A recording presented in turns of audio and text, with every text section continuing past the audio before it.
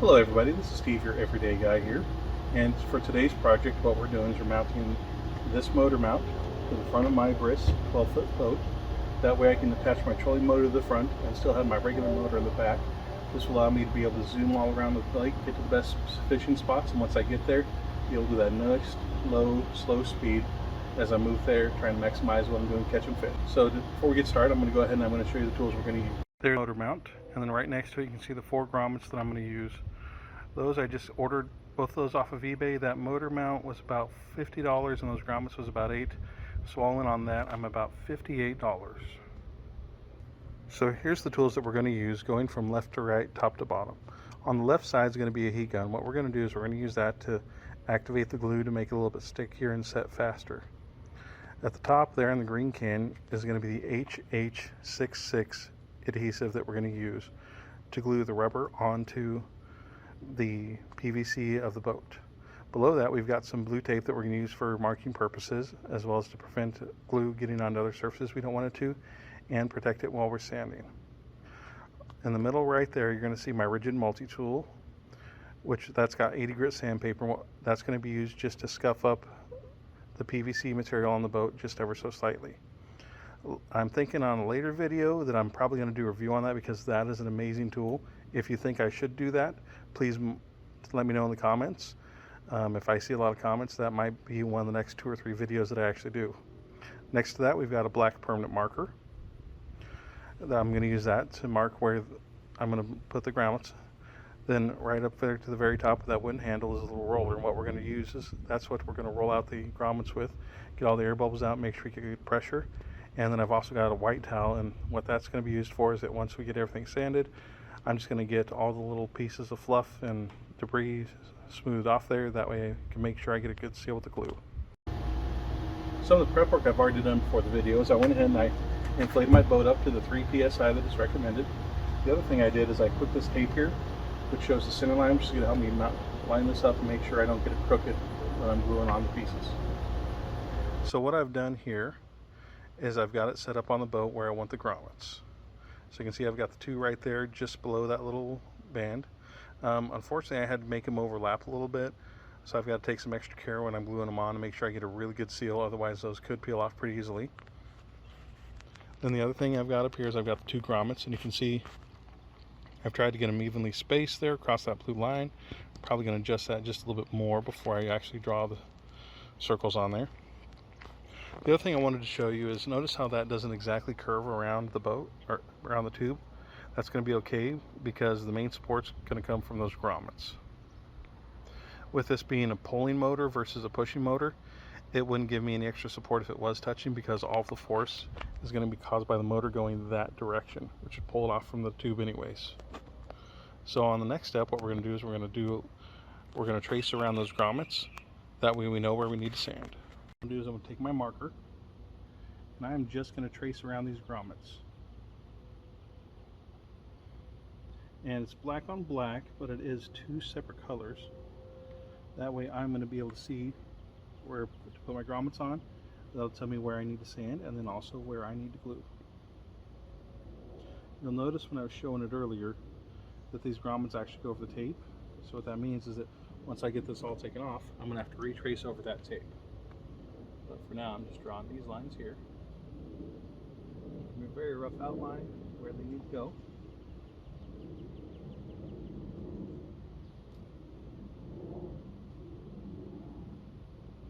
To let you know, a little shortcut I did is when you see this bottom right here, what I did is I lined that up with the top of that, and that makes it very easy for me to make sure these 2 are both on the same level.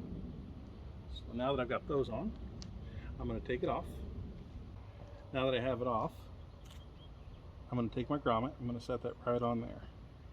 So I can just barely make out the lines that I used to draw around it. What I'm going to do now is I'm going to completely trace around it.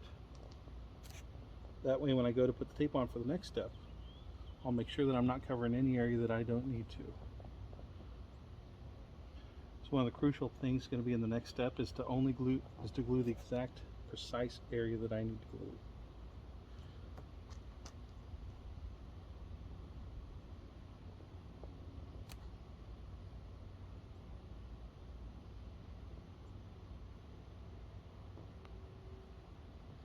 I'm not going to show you what the circles look like after I get this done, and the reason is that it is very faint, and I'm almost 100% sure that it is not going to show up on my video.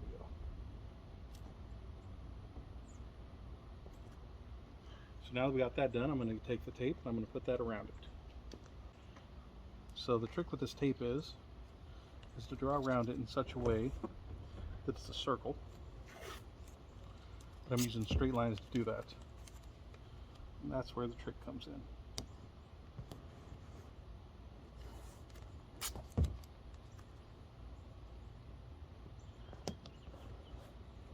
So what it's actually going to be in is concentric polygons. My high school geometry teacher, Mr. Smith, would be very proud to hear me say that, because he probably thought I spent most of my time sleeping through class, which may not have been that far off from the truth.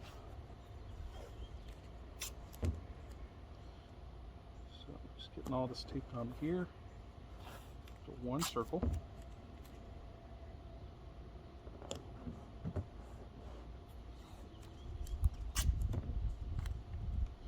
One of the advantages of this is because I'm not doing a patch, it doesn't have to be airtight. When you do a patch, you normally want it deflated. That way that you can actually get a good seal on there and make sure it seals 100% in airtight. With this not needing to be airtight, it just needs to actually be secure, which means I can do it while it's inflated and makes it a little bit easier to work with. So I think I got just 2 pieces left. That one, and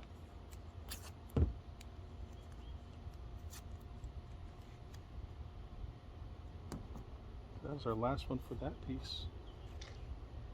Actually, we got that one a little too close.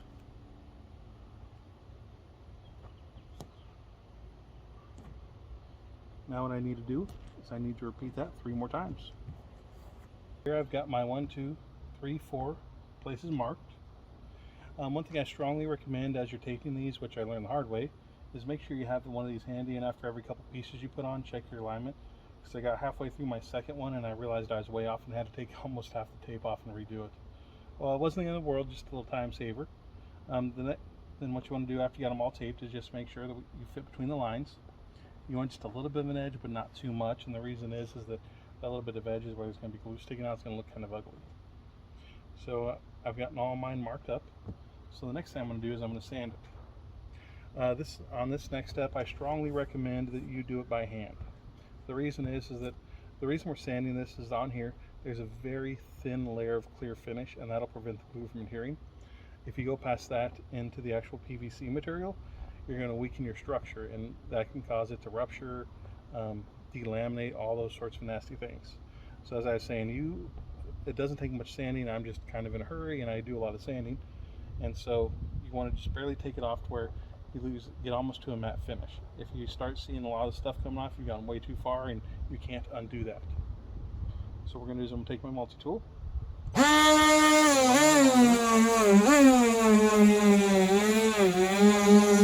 you can hear, I'm really not even going that fast while I do it. Because as I said, you're really not taking much off. Alright. So now I take my cloth, just kind of get that off. And it looks, maybe a little bit more perfect. And that's why I use this, is because you got those really fine tips.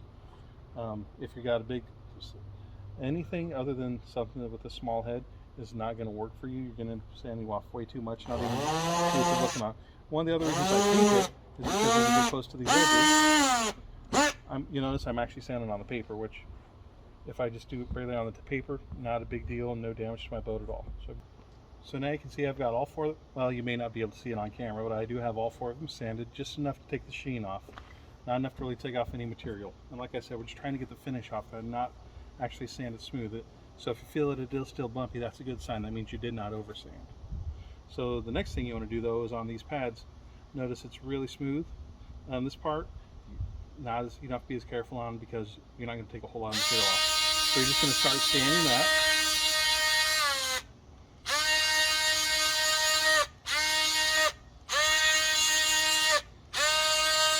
Get that all good and stuff.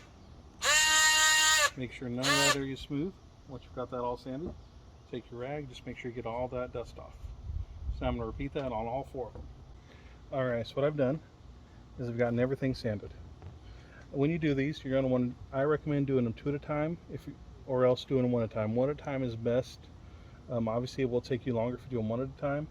Since this isn't my first time gluing, I'm going to go ahead and do them 2 at a time.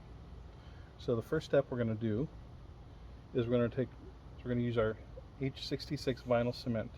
I'm going to apply 2 layers of this, and I'm going to let each layer dry approximately 3 to 5 minutes between applications. One of the things I've got is I do have my rag here, and I'm going to use that to wipe up anything that drips onto my tube. Otherwise it's going to turn into a gooey mess and look kind of ugly, and I don't want to do that. So I've got my glue here. I'm going to take it, and I'm going to put it right onto this. I'm going to start out by doing this. So the trick is when you're applying this, you want to get it applied evenly, and you do not want any excess on there at all. That's why I'm choosing to do this one first, is because any excess I have on here, I can just scoop, brush right off onto my main area.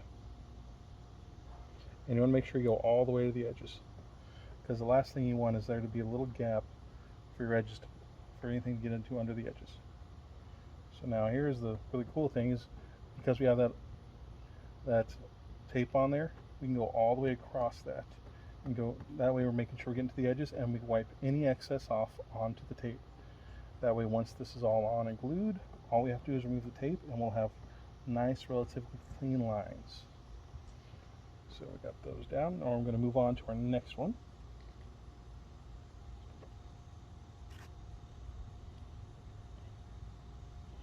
So we do mount first.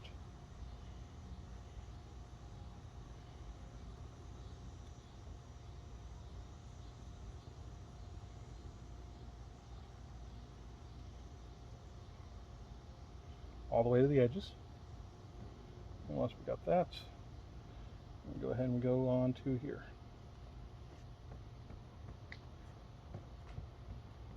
That. Once again, we're making sure we don't have any excess, that it's on evenly and covers every single square inch, every millimeter. So we've got that done. That's our first one. And so it says to wait 3 to 5 minutes between coats. And so because I applied both of those, I'm going to go on to the 3 side of the timer. So right now it is 8 o'clock even. So alright. So we're going to start our timer, and I'll be back to put on the second coat. Alright, so now that I've gotten that, I've let that dry for 3 minutes. It's lost its wet look, and it looks dry now. So what we're going to, and you actually want it to be dry, so when you feel it, it's not going to feel tacky at all. That's the weird thing about this glue, is it's not tacky once it dries. So now we're going to go ahead and apply that second layer. So we're going to take this. One other thing I do is when I pull it out, I make sure that anything that drips on there drips right on the pad where I want the glue to be anyways. So we're going to put that second layer on there now. Remember, we're going all the way to the edges. And then any excess, we're just going to wipe right off onto here.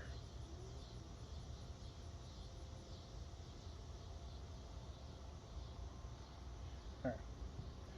Now we can get that down on there.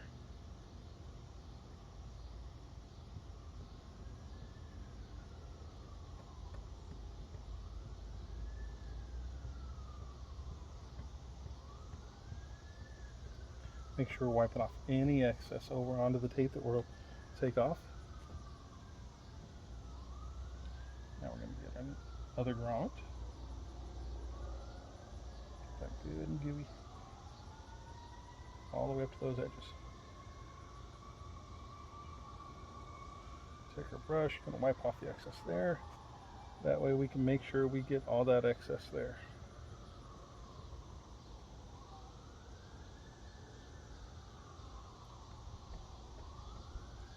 Alright.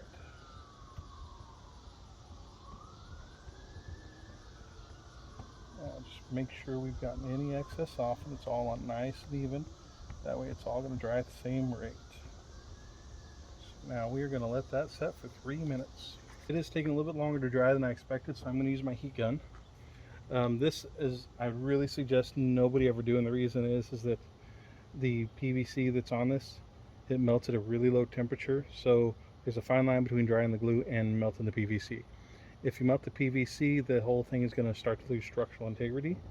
And so if you see that bubbling, that's a bad sign. With the glue turning white, that's a good sign. So the first thing I'm going to do is I'm going to go ahead and I'm going to use low heat. And I'm going to heat my glue up on here. Before you start gluing or doing any sanding on your boat, I strongly recommend you read the material, know what kind of glue it's going to recommend, and the process for putting it on there. And the reason is not all materials are going to have the same process. Some are Hyperion, some are PVC, some are different chemistries of each, and so what works on one boat will destroy another boat. Also, if you use the wrong adhesive, that can cause a reaction and a breakdown in the material itself, which could cause that whole section to go bad. So you can see I've got that white forming on there, and I probably overheated this just a little bit, because you'll notice when this glue dries, it is not tacky to the touch, but it will start to get tacky. You put it on. So adding that on there, it's just starting to get a little bubbly. That's bad. We don't want that to happen. So we want to make sure we've got this orientated the correct direction. Otherwise, our frame is not going to fit. We'll take that and put that on exactly like that. Now we're going to get a good seal all the way around there. Make sure we are within the circle.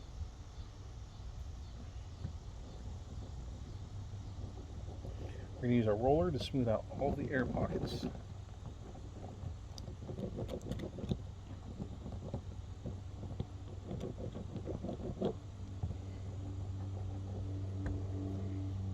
also going to make sure we have good contact with it too.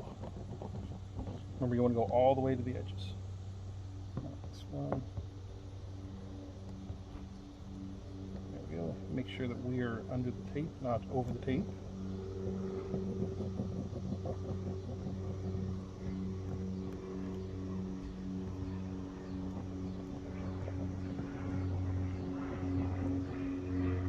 Alright. So now you can see we've got that on there. Now I'm going to repeat that 4 times. As you can see here, we've got all 4 of them on. One of the things you want to do is you put one on, make sure the second one lines up where you think it's going to.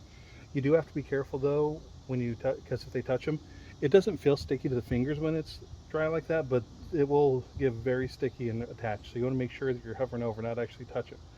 And then you want to make sure they line up. So down here you can see that'll slide in, and then up here you probably can't see because it's in behind there, but it does line up with those. So now that I've got those done, I'm ready to take off all my tape. So you just start from one side and you work your way right around. If you start from the correct side, it's all going to peel up as one piece. So over here, I'm going to start peeling around this way.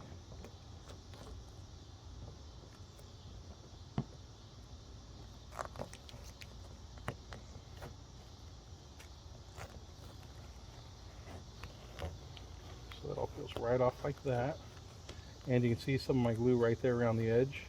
Not going to be the most pretty, but this is my personal job, not a professional job, and I am not a perfectionist, I'm a pragmatist. What I care about is that the glue is actually going to hold. And since I did that, I believe it will. As I peel this off though, one thing I just want to reiterate, using the heat gun is a completely unnecessary step. The only reason I use that is I was a little impatient. I wanted it to dry faster. I strongly discourage anyone from using that method, and the reason is that you can delaminate your PVC real easily, weaken it, which will affect the overall longevity of the boat, and you're not going to get near the life or the enjoyment out of it that you thought you would.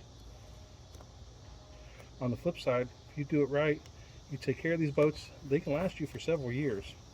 And with how inexpensive they are, for all those years use you're going to get out of it, it's going to be well worth the money, especially if you take the time and put some customization in like I have. So one of the things I enjoy is being able to use it exactly the way I want to use it. I customize it a little bit over time. That helps save me some money. Pretty much all of the parts that I've customized it with, I've gotten off of Amazon. If you see anything on my boat that you like, please do not hesitate to ask. I'm always happy to share, and I'd really like it if you like this video, please share it. Don't forget to hit the like button. Hit the like button. Hit it, hit it, hit it, hit it, and then don't forget to subscribe. That way, as I release the new videos, you'll get the latest updates. You can see what's going on. Hopefully, I can give you some ideas for your boat. If you got videos, I love to see those. Feel free to share them in the comments. Do comment. I respond to all of those. Now we're going to let that set overnight, and then I'll put the mount on, and we'll see how it looks. So it's been a day, and we've made sure the grommets are nice and dried. And before I put my bracket on, I gave them a good tug and make sure, because one of the things you want to make sure is that if it falls off, you want it to be here. So go ahead and tug on it good, because it is going to get some good force from the motor out there on the lake. One of the other things I noticed about this is it does have quite a bit of movement in play. So as you're mounting your motor, you want to make sure that if with the amount of movement it's got, that it's not going to have the propeller hitting your boat, because you don't want to don't want to damage your propeller, or you don't want to damage your boats. The other thing is, with all this play, you are definitely not going to want to have your motor mounted on it while you're driving down the road. So I definitely recommend on taking the motor off while you're driving. Once you get to the lake, pop it on. And so let's go ahead and check it out on the lake and see how it does.